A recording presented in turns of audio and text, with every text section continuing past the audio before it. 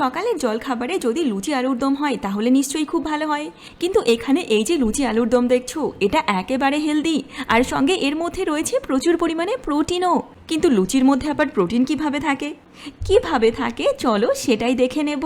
এজন্য আমরা কি করব, সবার প্রথমে নিয়ে নেব ছোলার ছাতু এমন একটি খাবার যেখানে প্রতি 100 গ্রাম ছোলার ছাতুতে 20 থেকে 25 গ্রামই থাকে প্রোটিন। অর্থাৎ যতটা ছোলার ছাতু তুমি নেবে তার 4 ভাগের 1 ভাগই প্রোটিন থাকবে। এর মাধ্যমেই আমরা হেলদি খাবার খাওয়ার প্রথম স্টেপটি পার করছি। এবার আমরা এর মধ্যে দিয়ে দেবো কিছুটা পরিমাণে জোয়ান, তারপর আমরা দিয়ে দেবো কিছুটা পরিমাণে লবণ, সাথে দিয়ে দেবো মিষ্টির জন্য সামান্য একটু গুড়, আর সাথে একটুখানি জিরের গুঁড়ো। এবার আমরা এটাকে হাতের সাহায্যে কিছুটা মিশিয়ে নেব, আর তারপর এর মধ্যে দিয়ে দেবো সামান্য একটু দুধ, আর তারপর হালকা হাতে এটাকে একটু মেখে নেব। এবার যতগুলি লুচি তুমি তৈরি করতে চাইবে ততগুলি পার্টে এটাকে ভাগ করে নেবে। যেমন এখানে আমি 8টি পার্ট তৈরি করছি। এবার আমরা যাব পরের স্টেজে, অর্থাৎ ময়দা মাখার স্টেজে। কিন্তু এখানে আমরা ময়দা একেবারেই ব্যবহার করব না, আমরা সম্পূর্ণ লুচিটিকে বানাবো আটা দিয়ে। খেয়ে বোঝাই যাবে না যে এই খাবারটি আটা দিয়ে তৈরি করা। এজন্য আমরা কি করব, 2 কাপ মতো আটা নিয়ে নেব। এবার আমরা এর মধ্যে পরিমাণ মতো একটু মিষ্টি দিয়ে নেব, যেখানে আমি এখানে ব্যবহার করেছি গুড়, আর তারপর দিয়ে দেবো স্বাদ মতো লবণ। এরপর ভালো করে মিশিয়ে নেব। এর মধ্যে দিয়ে দেবো পরিমাণ মতো কিছুটা অয়েল। এক্ষেত্রে 1 চিমটি মতো অবশ্যই খাবার সোডা ব্যবহার করতে হবে। এখানেও আমি 1 চিমটি মতো খাবার সোডা ব্যবহার করেছিলাম। তারপর ঠিক এরকম করে মাখতে হবে, যখন একটি গোল পাকালে সেটা হাত দিয়ে চাপলে সেটা এরকমভাবে ভেঙে যাচ্ছে। তারপর পরিমাণ মতো জল দিয়ে আমরা এই আটা মেখে নেব। এটিকে ঢেকে কিছু সময়ের জন্য রেখে দেব। তারপর দেখতে পাবে আটা সঠিকভাবে নরম হয়ে গেছে। এদিকে দেখো 15 থেকে 20 মিনিট পর আটা সঠিকভাবে নরম হয়ে গেছে।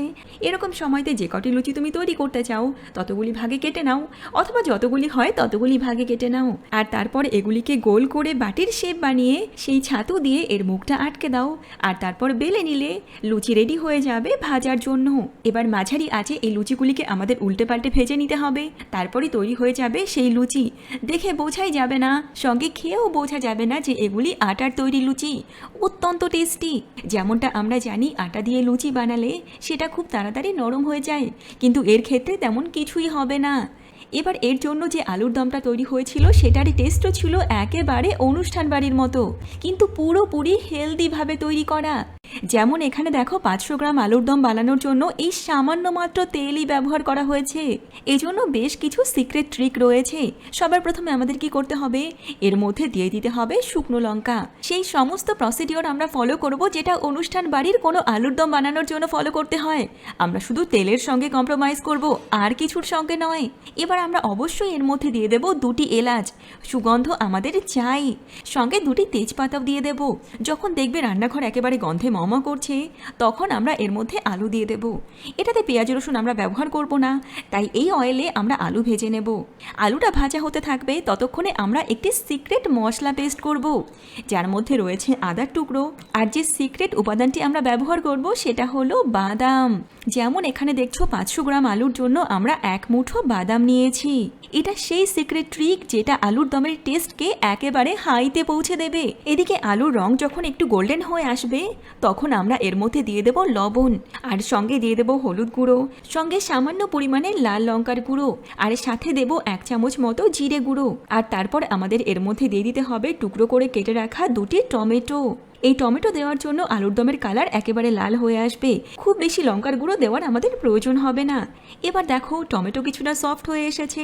এরকম সময়তে আমরা দিয়ে দেব সেই আদা, সঙ্গে বাদাম আর গরম মশলার যে পেস্টটা বানিয়েছি সেটা। হালকা হাতে ভালোভাবে নেড়ে নেব, তারপর কিছুটা ভাজা হতে দেব। এক্ষেত্রে যেহেতু হেলদিভাবে আমরা খাবারটা করছি তাই এটা কুক হতে একটু বেশি সময় লাগে।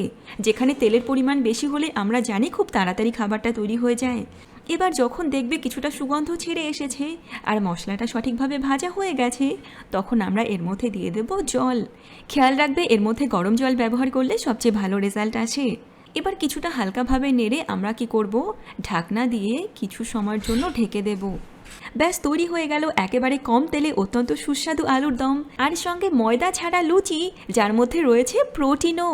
তাহলে হলো না লুচি আলুর দমের এটি একটি হেলদি ভার্সন।